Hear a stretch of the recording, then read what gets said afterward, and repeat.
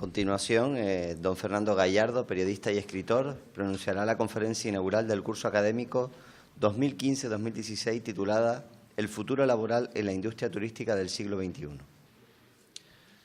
Presidente del Gobierno de Canarias, presidente del Cabildo Insular, consejera de Turismo, alcalde, directora de la escuela, autoridades, cuerpo docente, estudiantes, ciudadanos todos.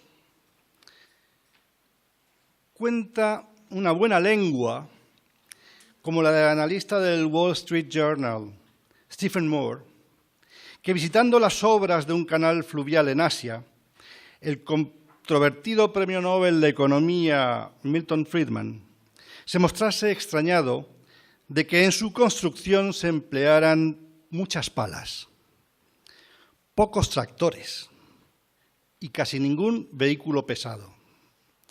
Los funcionarios que lo acompañaban enseguida explicaron: usted no lo entiende, pero estamos aplicando un programa de empleo extensivo.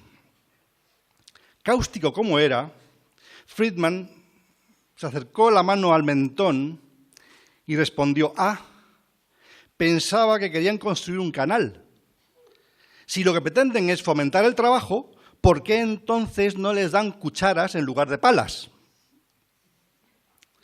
Me gustaría, antes de seguir en modo áulico, que escucharan todos esta breve composición orquestal.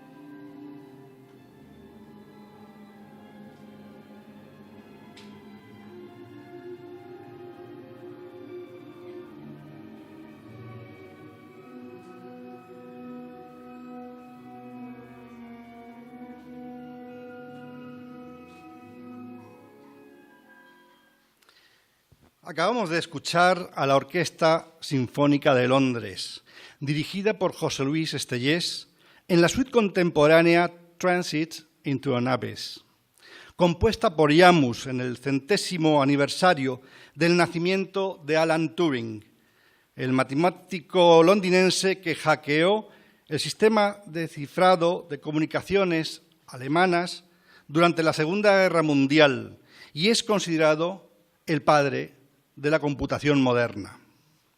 Mi interés en escuchar esta breve pieza musical no se debe tanto a mi admiración por el científico británico, ni por los virtuosos intérpretes de la Sinfónica de Londres, ni por el director de esta afamada orquesta, sino por la personalidad inescrutable de su compositor, el maestro Iammus.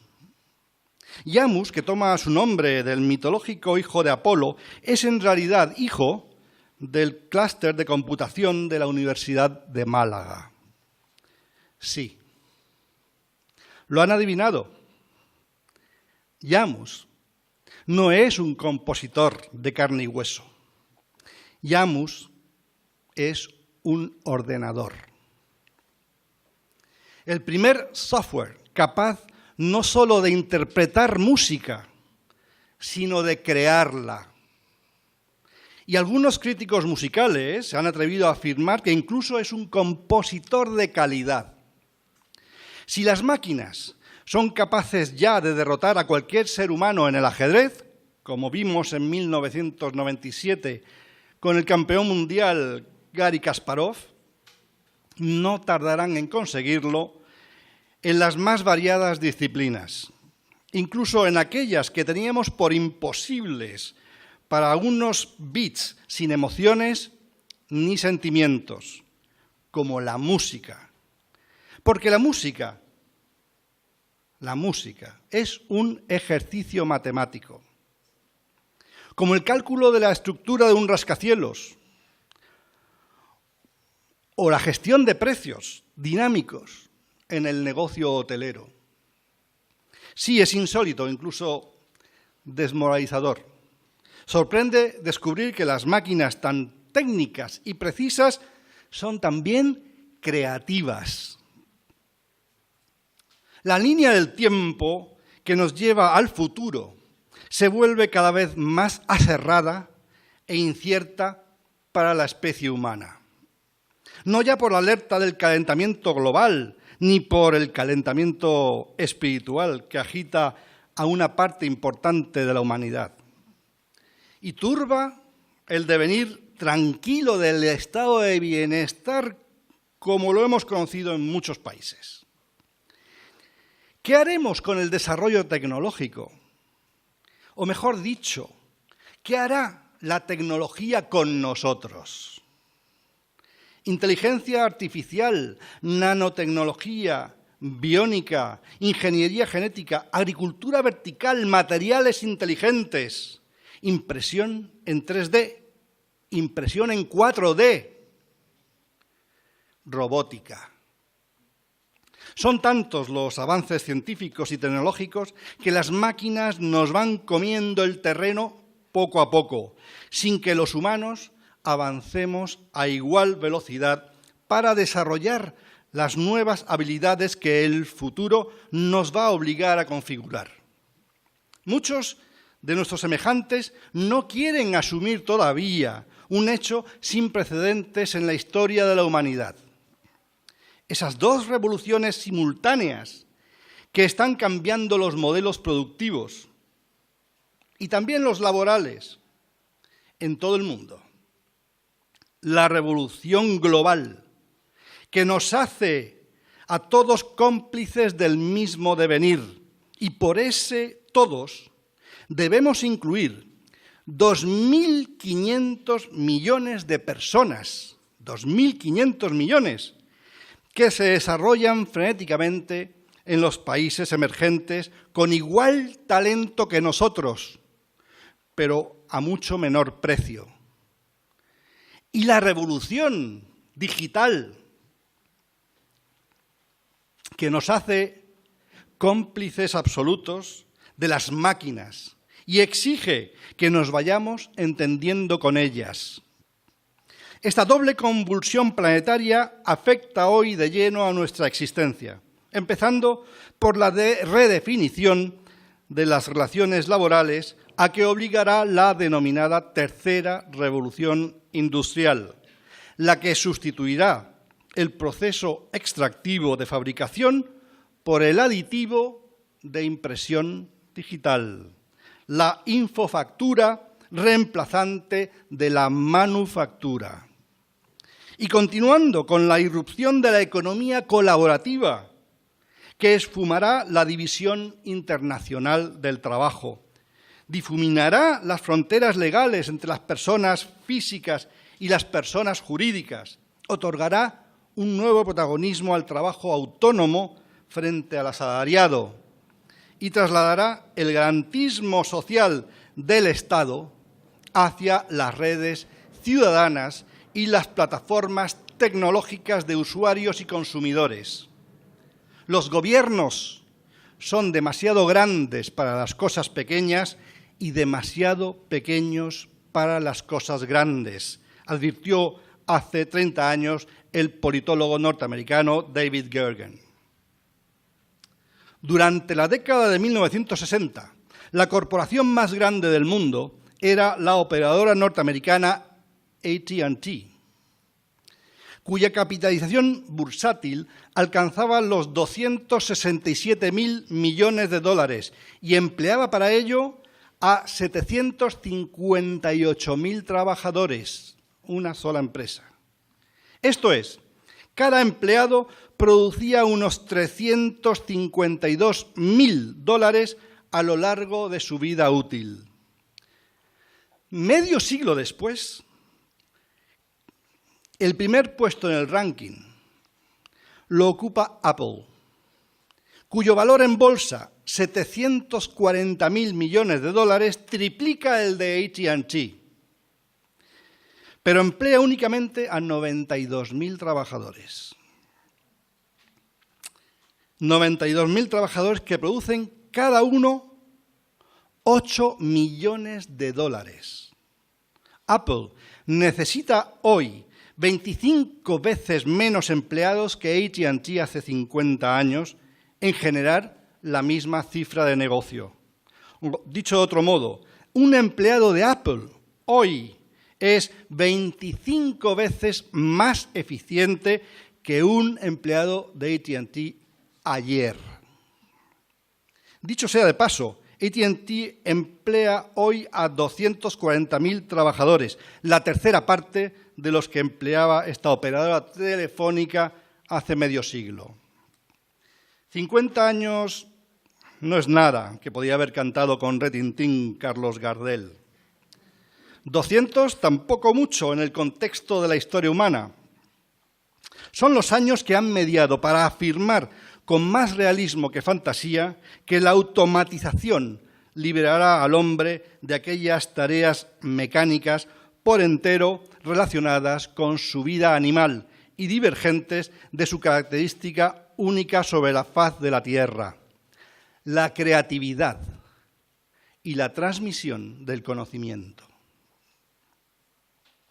Estamos, pues, asistiendo al fin del trabajo de la misma manera que Fukuyama predecía una década atrás el fin de la historia. Algunos indicios de ello cobran sentido cuando analizamos el actual contexto económico, político y social del planeta. 2.500 millones de nuevos trabajadores en los países emergentes desafían al estado de bienestar con sus salarios de 1 euro la hora. Al mismo tiempo, la tecnología amenaza con sustituirlos con unos salarios y unos costes marginales tendentes a cero. Y mientras la economía colaborativa vive un auge sin precedentes gracias a las nuevas aplicaciones móviles que ponen en valor a las personas y a los recursos ociosos, se extiende la fuerte respuesta de algunos gremios privilegiados, como los taxistas y los hoteleros, que están orquestando frente a este aparente finiquito laboral una protesta colectiva. El fenómeno no es novedoso. Ned Ludd fue un tejedor que organizó el lobby de los destructores de telares británicos en 1799. Sus acciones se extendieron al resto de la industria y cobró vigor el movimiento político y social del ludismo, con 2 Ds, que obstaculizó los inicios de la revolución industrial.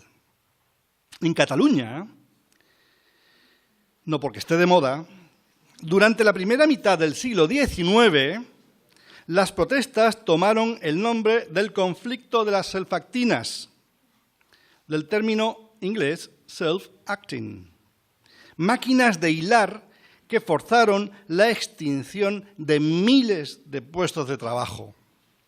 Los incidentes tocaron techo el 14 de julio de 1854 con la destrucción y el incendio de varias fábricas, que costaron la vida al patrón de una de ellas, a su hijo y al capataz de la fábrica. Al día siguiente, 3 hiladores fueron fusilados. El conflicto no se resolvió hasta el ascenso del nuevo gobernador civil de Barcelona, el prestigioso geógrafo Pascual Madoz, que negoció con los dirigentes sindicales la reducción de la semana laboral de 75 a 72 horas. Y asunto arreglado. Por cierto, muchas de aquellas hilaturas funcionan hoy como hoteles de lujo en la capital catalana. ¿Cuáles son las profesiones actualmente en peligro de extinción? 2 profesores de la Universidad de Oxford, Carl Benedict Frey y Michael Osborne, han publicado un concienzudo análisis gaussiano sobre 702 puestos de trabajo en los Estados Unidos y prevén, ojo, que el 47% desaparecerá a lo largo de las próximas décadas. 1 de cada 2 puestos de trabajo. El estudio identifica con precisión aquellas funciones que requieren una menor cualificación en la cadena productiva y que las máquinas pueden hacer más barato y mejor. Teleoperadores, mantenimiento de alcantarillas, trabajadores de seguros, relojeros, mozos de carga y descarga, asesores fiscales, técnicos de biblioteca, vendedores, cajeros, empaquetadores, mecánicos, analistas de créditos, recepcionistas, camareros, taxistas, choferes en general, maquinistas ferroviarios, vigilantes, agentes inmobiliarios, escritores técnicos, sí, periodistas entre ellos. Veamos qué puestos de escalafón ocupan algunas actividades relacionadas con el turismo y la industria de la hospitalidad. El primer lugar está representado por los denominados terapeutas recreativos, cuyo riesgo de extinción está calculado en un 0,28%.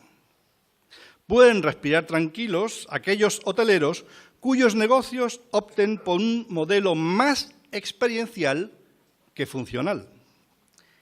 En el 12º lugar de este estudio figuran los gestores de hospitalidad, con un 0,39% de riesgo soportado.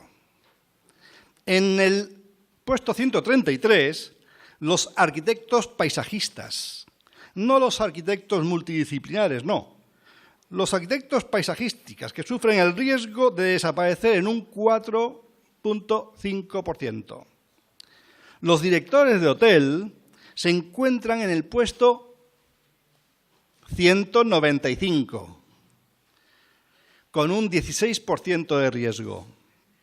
Los cocineros de hotel, no los de restaurante, soportan un 30% de riesgo en el puesto 241. A partir de ahí, la cosa se pone seria. En el escalón 422 aparecen los barmen, con un 77% de opciones de desaparecer. Los agentes inmobiliarios, importantes también en el negocio hotelero, acreditan un 86% en el puesto 497. Los panaderos, sí, esa profesión tan entrañable de antaño, hoy desvirtuada incluso en París, cifran sus expectativas de supervivencia en apenas un 11%. Pues aparecen en el puesto 522. En el 531º lugar están los taxistas, mis amigos, con un 89% de posibilidades de acabar siendo despedidos por el sistema. 15 puestos más adelante están los guías turísticos con un 91% de peligro y los camareros con un 94% en el puesto 592. Los recepcionistas figuran entre los últimos lugares, concretamente en el 668º, con un 96% de peligro. En último lugar, aparecen los operadores de telemarketing, tan odiosos a veces, con un 99% de posibilidades de tener que abandonar su trabajo. En la cronología laboral, antes se descansaba el 7º día, como Dios manda. Pero durante el siglo XX, la sociedad del bienestar comprimió la semana en 5 días, de lunes a viernes.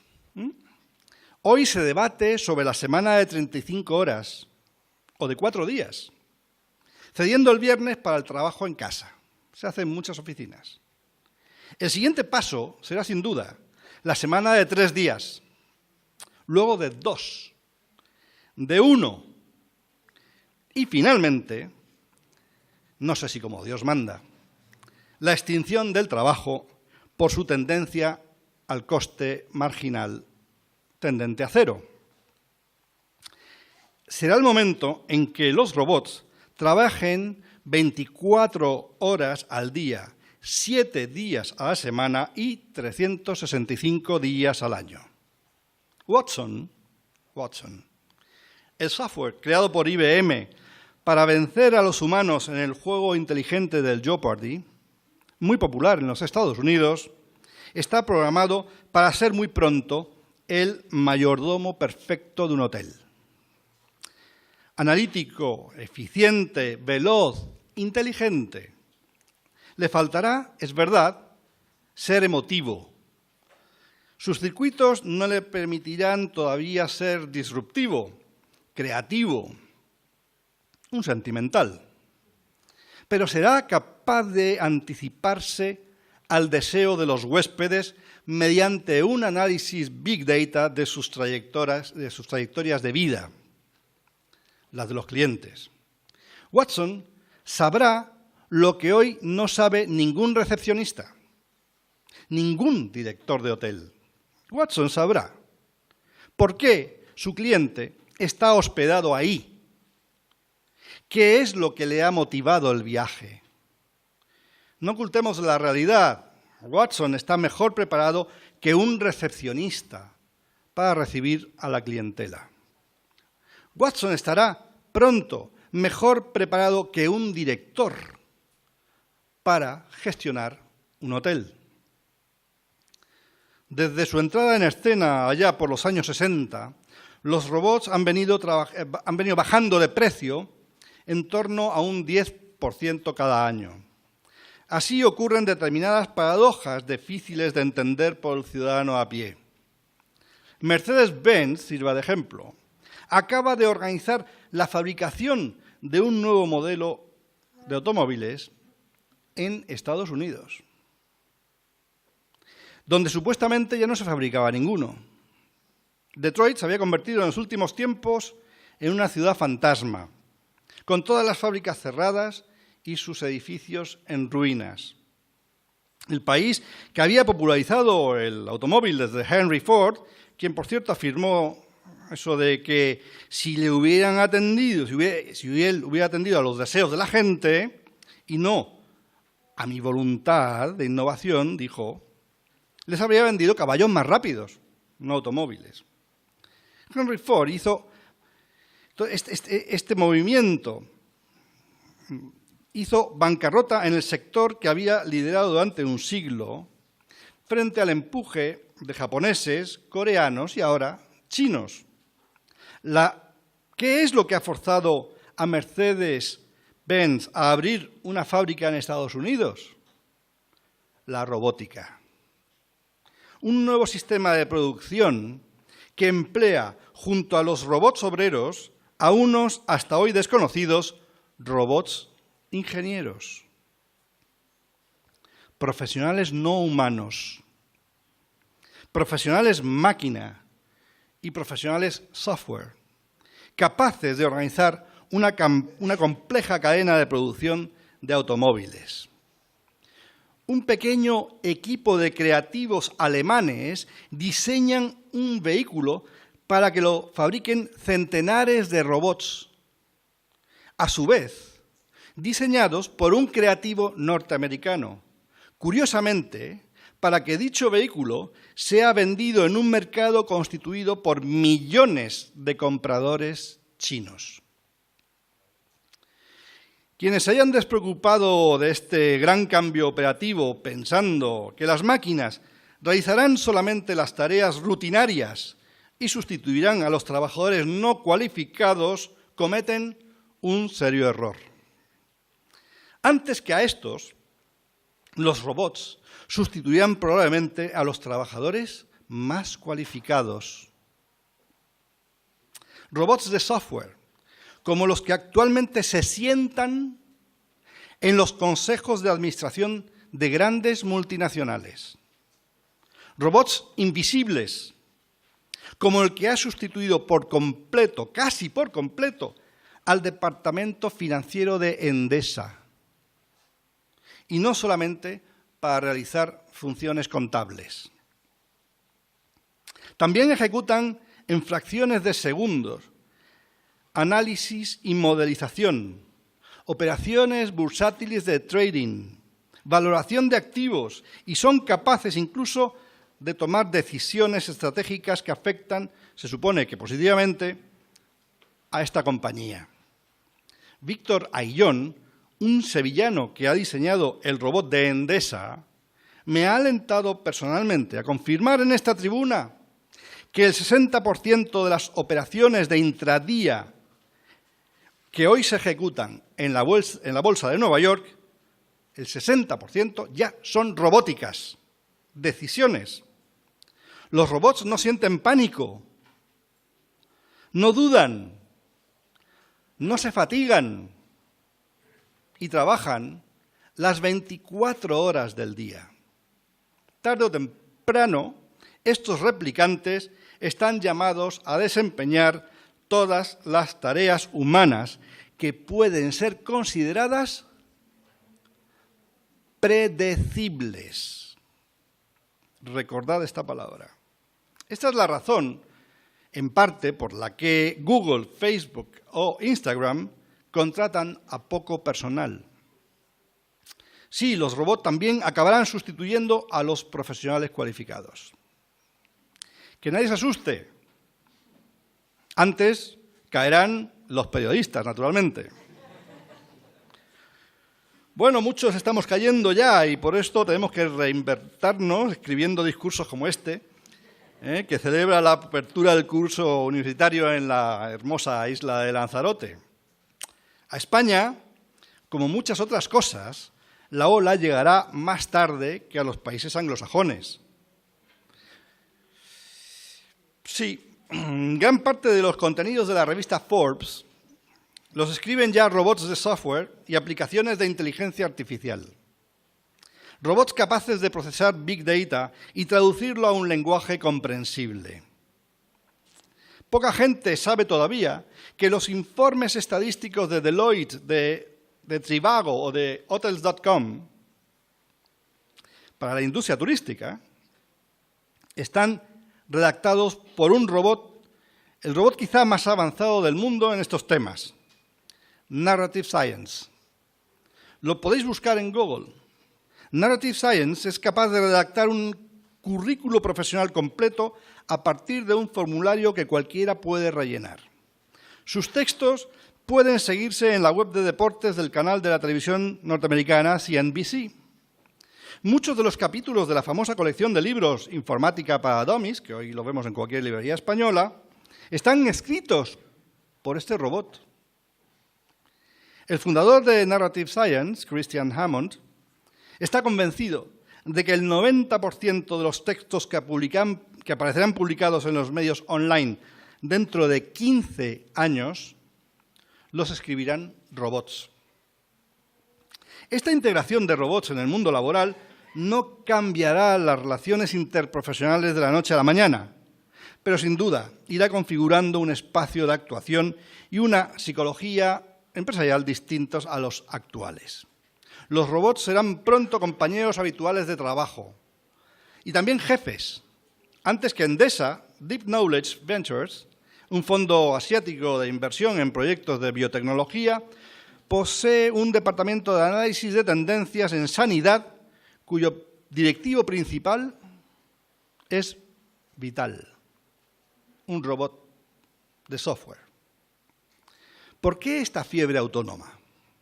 Perdón, autómata y autónoma, autómata. No conozco a nadie todavía que frente a dos productos iguales en los estantes de una tienda escoja el producto más caro en defensa de un puesto de trabajo humano industrialmente ineficiente. De nuevo el sarcasmo de Friedman. ¿Por qué cavar un hoyo con palas si crearíamos más empleo al hacerlo con cucharas? En Silicon Valley, una compañía, Momentum Machines, fabrica hoy los robots que sustituirán a los cocineros de McDonald's. Si nos fijamos, la tarea rutinaria de estos cocineros consiste en echar una pastilla de carne preelaborada en la parrilla, contabilizar el tiempo programado, sacarla y añadirle unas lonchas de queso, cebolla y lechuga. Nada que no pueda hacer con más limpieza un robot. Recordemos que esta empresa tiene hoy 1,8 millones de trabajadores en 34.000 restaurantes diseminados por todo el mundo. A finales de 2013, la compañía sufrió una oleada de huelgas y denuncias en los tribunales en favor de mejoras salariales y mejores condiciones de trabajo. La respuesta fue la contratación de una página entera de publicidad en todos los grandes medios estadounidenses para anunciar que la compañía daría solución al conflicto con la adquisición de varios miles de robots, capaces de servir 360 hamburguesas a la hora cada uno. McDonald's espera borrar su leyenda negra de jóvenes hacinados en un espacio reducido y con un contrato de trabajo temporal, de esos que hoy llamamos contratos basura, gracias a una estrategia de mayor sostenibilidad medioambiental y 1 millón de empleados menos, previsto para dentro de 4 años.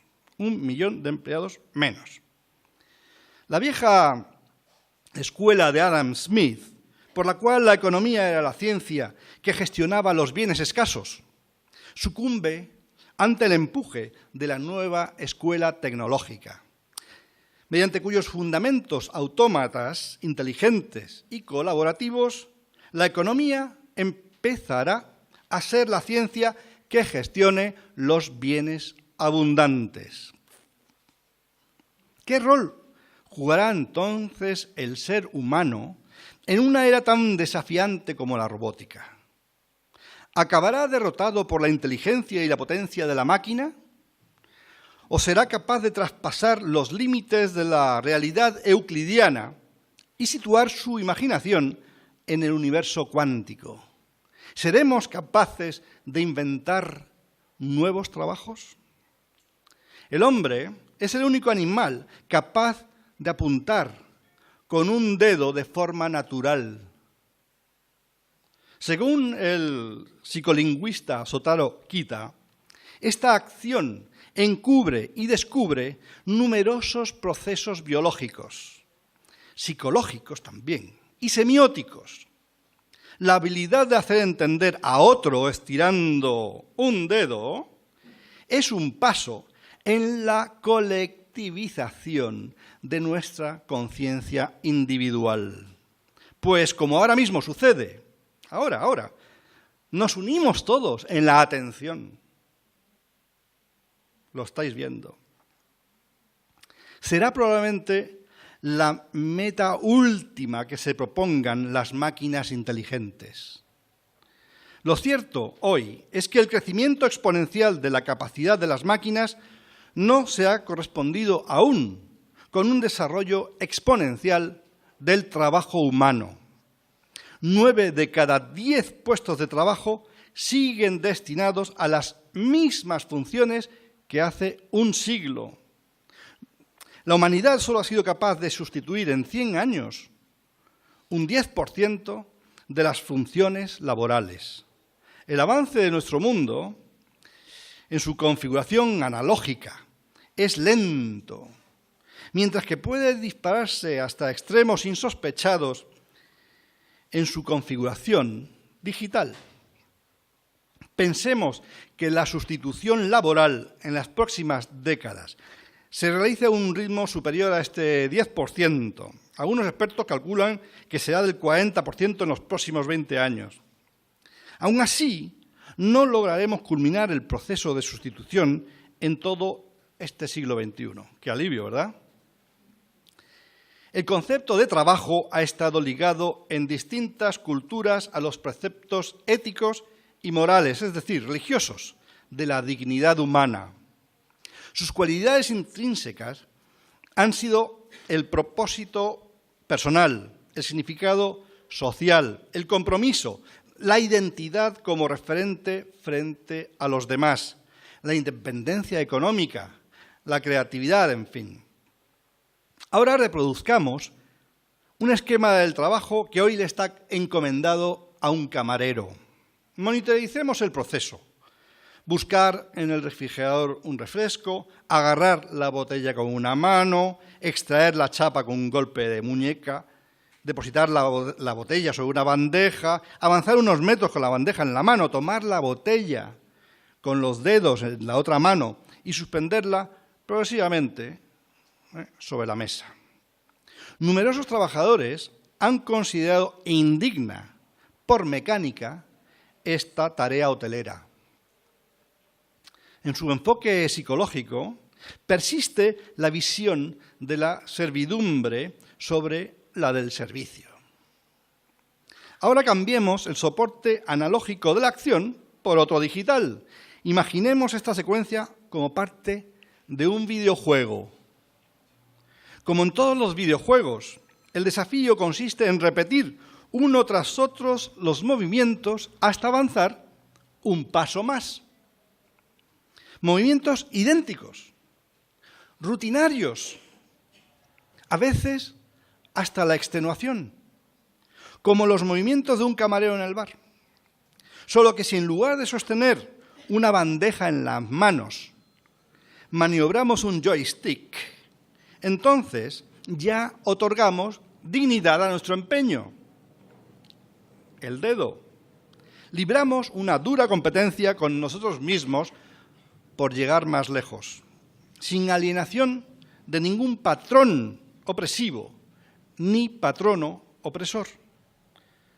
A todos nos gusta cuidar el jardín o practicar algo de bricolaje los fines de semana. Es un trabajo, es un ejercicio a veces arduo, y lo que nos recompensa es justamente que no está remunerado. Si nos dieran un salario por él, seguramente lo percibiríamos como algo obligado, alienante, indigno.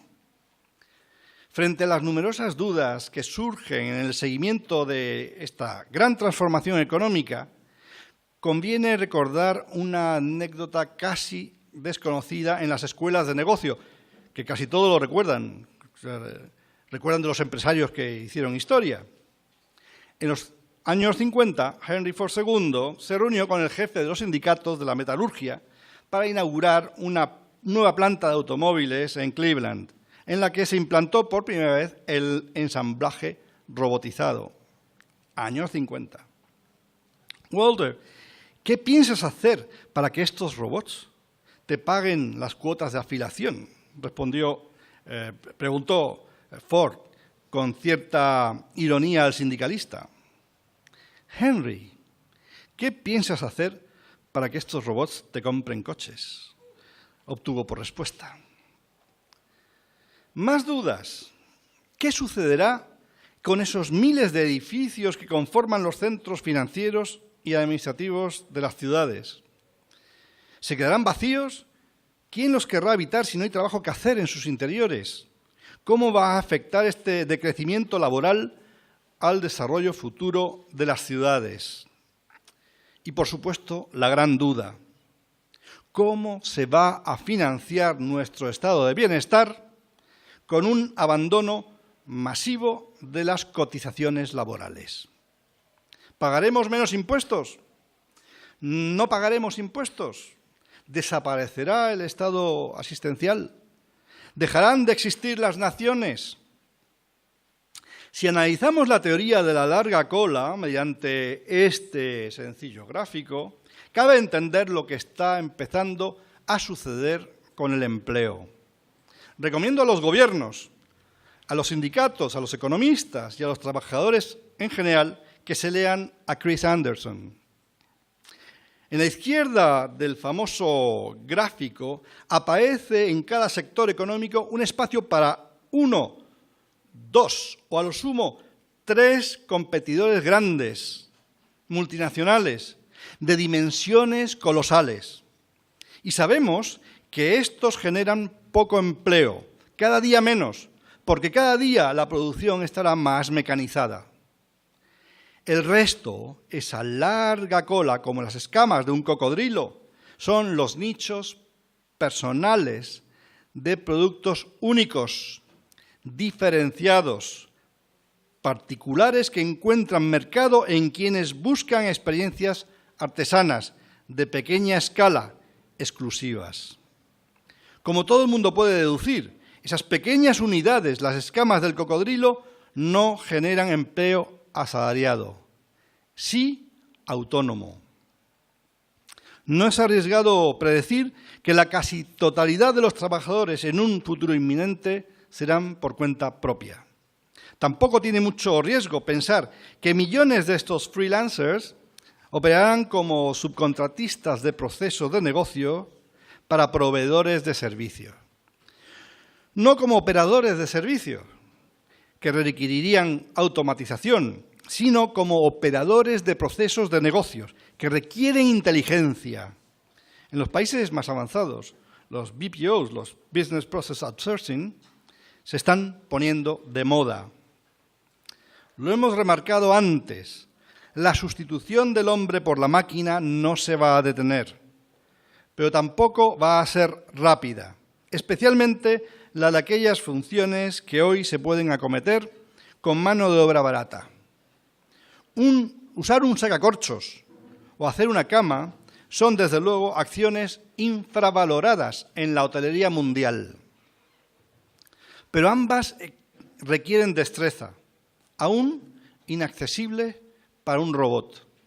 Según parece, la fisiología humana es más difícil de imitar que la psicología. La mayor dificultad de robotizar el trabajo de una camarera de pisos consiste en reconocer todos y cada uno de los objetos existentes en la habitación, sus formas, sus ángulos, sus volúmenes, sus pesos, y cómo ese conjunto de elementos estáticos y móviles interactúa con los brazos y las piernas o ruedas de un robot, tras emparejar esta ingente cantidad de información no estructurada con una base de datos estructurada. La robótica en la nube contribuirá sin duda a acelerar el proceso de sustitución, ya que un software avanzado se conectará desde la nube con el hardware a fin de gobernarlo, como estamos acostumbrados a ver en las aplicaciones informáticas. El próximo paso en la inteligencia artificial del turismo será el reconocimiento facial. Un concepto fácil de interiorizar desde que nos ahorramos el etiquetado de las fotos en Facebook. Esta identificación de las personas por sus rostros se complementará en breve con el reconocimiento espacial de las cosas, que a su vez estarán conectadas entre sí por medio de las plataformas operativas del denominado Internet de las Cosas. Imaginemos dentro de 5 años que todas las imágenes subidas a Facebook, Instagram y el resto de las redes sociales se autoetiqueten mediante un robot de software programado para reconocer no solamente a las personas, sino a todas las cosas que las rodean. Sí, exactamente algo así como Eduardo y Lucía se celebran su 22º cumpleaños en el campamento base del Everest. Además de reconocer a Eduardo y Lucía, Facebook reconocerá también el campamento base, los objetos desperdigados por la montaña, el día en que fue tomada la foto con las condiciones atmosféricas precisas y el motivo de la celebración, porque su pose pues es de fiesta y porque necesariamente la fecha en que fue tomada la foto corresponde con la de su aniversario de bodas. ¿Quiénes iban a pensar en 2005? No hablo de un siglo, 2005. 2 años antes de que Apple sacara al mercado su iPhone, la enorme transformación que este aparato produciría en la industria turística, con el advenimiento de aplicaciones como Uber, que subvierte por completo el transporte y la logística, o Airbnb, que facilita el alojamiento entre particulares y ha desbancado en apenas 5 años a las grandes cadenas internacionales del podio hotelero mundial. Hoy, Airbnb crece en una semana lo que Marriott tarda en crecer 2 años. La economía de los próximos años no va a funcionar igual a como la hemos conocido hoy, hasta ahora. Antes, el emprendimiento dependía de la capacidad de poseer o encontrar capital financiero que asegurara la propiedad de las máquinas y el proceso productivo. En adelante, el emprendimiento dependerá, ojo, de la capacidad intelectual de los individuos, no de la metodología de trabajo. Del capital organizacional, no del capital financiero. Del capital humano creativo, no del funcional. Estamos convencidos de que la producción de contenidos tangibles e intangibles por parte de los usuarios y su transacción en red exigirá altas dosis de riesgo, libertad, creatividad y, sobre todo, para no ser sustituido por robots inteligentes, impredecibilidad. Impredecibilidad. En 2013, Google tomó la decisión de no contratar apenas a profesionales recién salidos de la universidad. La razón esgrimida era que los titulados universitarios aplican en su trabajo lo que les habían enseñado en su etapa académica. Tales conocimientos ya los poseía el buscador a través del rastreo de toda la información estructurada disponible en la red. O sea, todo. Lo que más necesita Google son profesionales disruptivos que consigan echar a andar los vehículos autónomos en lugar de perfeccionar los existentes. Sustituir la medicina terapéutica por la salud preventiva genómica. Explorar nuevos mundos a través de la nanotecnología. Crear el hombre biónico del futuro. Según Arne Duncan, secretario de Educación del gobierno Obama, 3/4 partes de los jóvenes en Estados Unidos no están preparados para trabajar en los puestos que se demandan en la actualidad. Es una cifra muy preocupante. Tan preocupante que el año pasado los medios informativos y redes sociales anunciaron una alocución por sorpresa del presidente Obama sobre el tema. Por inusitado, todos nos quedamos aquel día pegados a un canal de televisión. El discurso fue inesperado, pero muy elocuente. «Aprended código», exclamó el presidente de la nación. Los niños en las escuelas, los jóvenes en las universidades, los mayores en sus puestos de trabajo, los agricultores, los industriales, los trabajadores de los servicios, los desempleados, los jubilados, estudiantes y docentes, todos, aprended a programar, porque el futuro de los norteamericanos residirá básicamente en sus habilidades para escribir código. Aprended a programar, les cominó Obama. ¿Significa esto que las nuevas generaciones deberán estudiar para ingenieros informáticos? No necesariamente. A lo que estarán obligados los jóvenes que no deseen engrosar las listas del paro, a los que estamos hoy obligados, quienes deseamos seguir siendo útiles a los demás, es a definir una idea o una ocupación, definirla y después poder comunicarla. Un ejemplo sencillo de entender. Soy español y quiero transmitir mi posición al pakistaní de al lado, que habla en urdu. ¿Lograré hacerme entender más allá de los gestos? Probablemente no. Si sustituyo a dicho pakistaní por un microchip, seguramente me sucederá lo mismo. Estaré, pues, obligado a aprender urdu si quiero que el pakistaní se lo comunique a la máquina. Aprendamos el idioma de la interacción entre el hombre y la máquina, como sugirió Obama, para entender primero y luego construir los cimientos de una nueva sociedad digital. Recordad, tercera vez, todo aquello que sea predecible será ejecutado por un robot.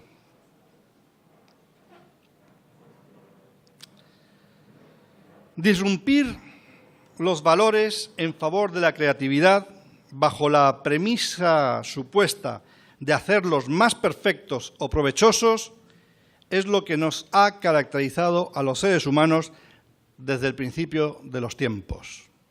Si las personas, las sociedades, no hubieran mutado sus valores, no hubieran cambiado las leyes, la rutina metodológica los habría transformado hace milenios en seres robóticos. En el tránsito de la sociedad analógica a la digital, que nos configura como seres ciberexistentes, tendremos que dirigir esfuerzos no hacia la producción de bienes, servicios e ideas, sino a la creatividad necesaria para producirlos. Nada estará orientado hacia los servicios, sino hacia la satisfacción de las experiencias que estos nos proporcionan. Los puestos de trabajo destruidos como consecuencia de su mecanización serán restituidos por otros más creativos en la parte superior de la escala productiva. De hecho, el 63% de los puestos de trabajo existentes hoy en Estados Unidos, 65%, son empleos de la información que no existían en gran parte hace 25 años, y mucho menos hace 100 años. Estamos inventando siempre nuevas cosas que hacer. El empresario más caótico, disparatado y genial de nuestros días, creador de PayPal, del primer transporte espacial privado, de la mayor planta estadounidense de energía solar y de los vehículos eléctricos Tesla, Elon Musk, sentenció en una ocasión: la primera persona que merece ser despedida en una empresa es la que piensa que esto, lo que sea, no se puede hacer. Alineado con este pensamiento, quiero terminar esta exhortación a la creatividad y al caos, expresando mi convicción de que la clave de vuestras salidas laborales no está en predecir lo que sucederá, sino en construir los futuros deseados por cada uno de vosotros. Y me dirijo a los estudiantes. Actualmente no existe un único futuro, sino muchos futuros alternativos. Sed, pues, libres para construirlos. Sed, cuarta vez, impredecibles. Muchas gracias.